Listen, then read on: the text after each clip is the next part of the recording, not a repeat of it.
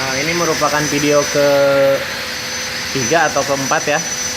Jadi masih kasusnya perbaikan AC indoor AC ya, evaporator bocor. Sudah ditambal, sudah dilas. Tadi posisi sebelah sini yang bocor sudah dilas. Terus kita lapisin pakai coating ya, pakai cat. Catnya cat kuat saja. Agak tebal, ini catnya bagus ya. Ini catnya seperti ini.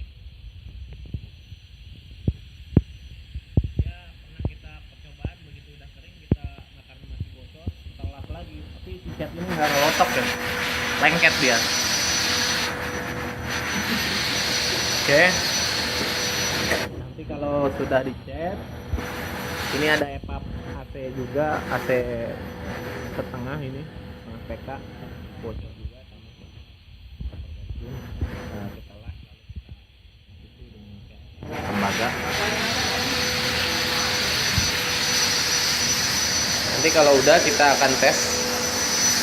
Tadinya saya pengen sih dites dulu terus dicat dulu, tapi karena dia udah yakin pede, akhirnya dia cat aja, nanti sekalian dites.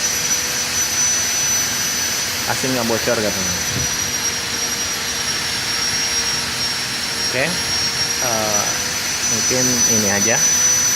Nanti akan lanjut ke video selanjutnya untuk pengetesan kebocoran ya, tes rendam sama pemasangan ke unit indoor AC-nya. Jangan lupa like dan subscribe. Terima kasih.